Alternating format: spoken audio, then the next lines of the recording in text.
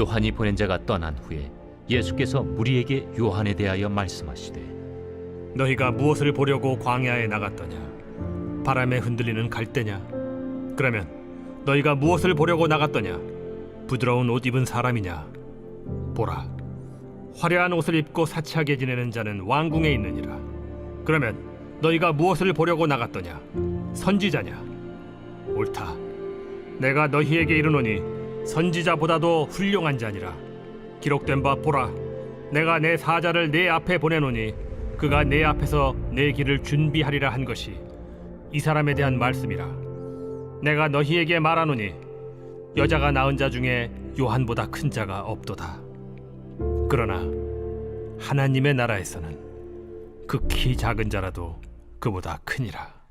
모든 백성과 세리들은 이미 요한의 세례를 받은지라 이 말씀을 듣고 하나님을 의롭다 하되 바리새인과 율법 교사들은 그의 세례를 받지 아니하므로 그들 자신을 위한 하나님의 뜻을 저버리니라.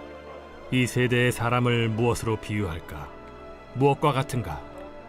비유하건대 아이들이 장터에 앉아 서로 불러 이르되 우리가 너희를 향하여 피리를 불어도 너희가 춤추지 않고 우리가 곡하여도 너희가 울지 아니하였다 함과 같도다. 세례 요한이 와서 떡도 먹지 아니하며 포도주도 마시지 아니하매 너희 말이 귀신이 들렸다 하더니 인자는 와서 먹고 마시매 너희 말이 보라, 먹기를 탐하고 포도주를 즐기는 사람이요 세리와 죄인의 친구로다 하니 지혜는 자기의 모든 자녀로 인하여 옳다함을 얻느니라. 안녕하십니까, 사랑하는 근수교회 가족 여러분, 2월 7일 근수 매일 말씀 시작하겠습니다. 오늘 본문은 누가복음 7장 24절부터 35절까지의 말씀입니다. 오늘 본문은 요한이 어제 본문에 요한이 세례 요한의 제자들이 예수님께 와서 질문을 하고 듣고 돌아간 이후에 그 다른 사람들에게 떠난 이후 무리에게 예수님이 하시는 말씀입니다. 24절부터 28절까지의 말씀은 이 세례 요한이 세상에서 하나님 나라에서 이 여자가 낳은 자 중에서 가장 크다라고 칭찬하시는 장면이죠. 왜 그런고 하니 24절 무엇을 보려고 광야에 갔냐? 바람에 흔들리는 갈대냐? 이거는 열왕기상 14장 15절의 인용으로서 영원하지 않은 것을 상징하는 인용구입니다. 그리고 25절은 유명한 사람, 힘 있는 사람, 사치하는 사람, 그런 사람을 보려고 간 것이 아닌지 않느냐? 왜 갔냐? 선지자냐? 선지자, 요한보다 훌륭한 선지자가 많다. 그러면 왜 갔느냐? 내 길을 준비하는 자를 보러 간 것이 아니냐?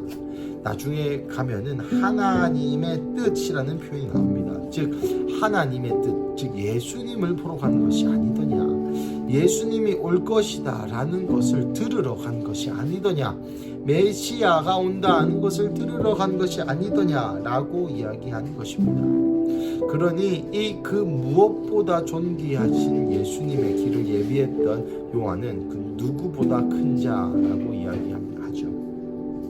나아가 29절부터 35절까지의 말씀은 이 세대의 사람을 비유하시되 이 장터에서, 사실 여긴 성문입니다. 성문에서 피리를 불어도 춤추지 않고 곡하여도 울지 않는 자들, 전혀 반응하지 않는 자들, 예수님이 오신다는 이 이야기에 전혀 반응하지 않고, 나아가 33절부터 35절까지는 이래도 뭐라 하고 저래도 뭐라 하고, 결국 내 맘대로 신앙의 수준과 그 안경을 정해놓고 여기에서 벗어나면 아니라, 금식해도 뭐라 하고 또 즐겨도 뭐라 하는 그러한 수준에 이르렀다고 예수님이 바리새인과 사람들을 판단하고 정죄하십니다.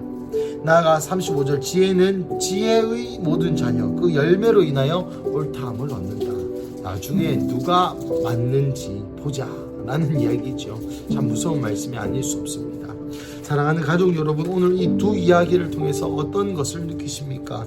저는 첫째로 예수님의 길을 예비하였던 요한이 그토록 어떤 여자가 낳은 자 중에서 어떤 여자가 낳은 자들보다 더 위대했다면 다시 오실 예수 그리스도의 오실 길을 예비하는 우리 또한 세례 요한과 같은 그러한 자가 될 수 있다는 것입니다.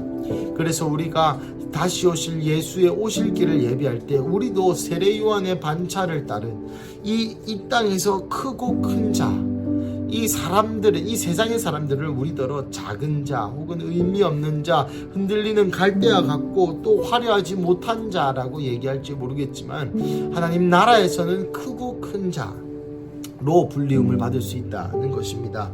나아가 우리 또한 이 바리새인과 율법 교사들처럼 되지 않아야 할 것입니다. 피리를 불어도 울지도 피리를 불어도 춤추지도 곡하여도 울지도 않는 그 뜨뜻미지근한 상태, 하나님의 말씀이 있지만 그 말씀 앞에 그 아무것도 반응할 수 없는 그러한 상태, 나아가 그러한 미지근 상태를 넘어서 다른 사람을 나의 신앙의 잣대로 금욕해도 잘못됐고 또 즐겨도 잘못됐고 하여튼 다 잘못됐다고 다른 사람을 비난하고 판단하는 하나님의 자리에 앉아서 그리 교만한 자가 되지 않아야 된다는 것이죠.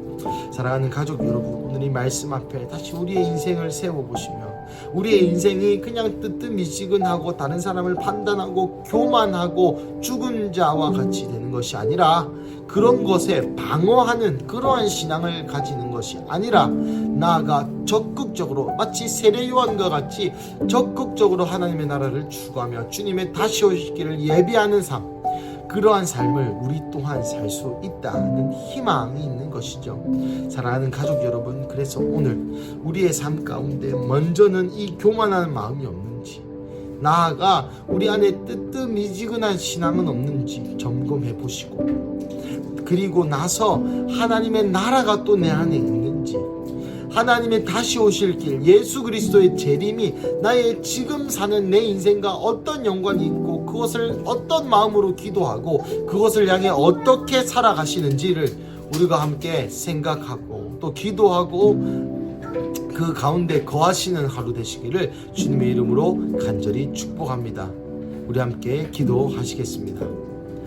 사랑하는 하나님, 감사합니다. 오늘 이 본문을 통하여 우리 가운데 다시 한번 기회를 주시니 감사합니다. 뜨뜻미지근하고 또 나의 이 알량한 신앙으로 다른 사람을 평가하고 비난하는 우리의 인생 가운데 예수님 찾아오셔서 다시 한번 세례 요한이 어떠한 삶을 살았는지, 그 삶이 얼마나 위대한 삶이었는지 알려주시니 감사합니다. 주님, 초림 예수를 준비한 세례 요한의 삶이 그토록 아름다웠다면 다시 오실 예수님의 삶을 준비하는 우리의 삶 또한 아름다워질 수 있음에 주님 감사합니다. 하나님, 이 기회를, 이 소명을, 이 비전을 흘려 떠내려 보내지 아니하도록 주님 우리를 도와주시고, 나아가 우리의 삶이 다시 한번 예수 그리스도의 재림으로 가득 찬 그 재림의 때를 갈망하는 마지막 때의 성도로서 일어나는 그러한 사람 되게 하여 주시옵소서. 감사합니다. 이 모든 말씀 살아계신 예수님의 이름으로 기도드립니다. 아멘.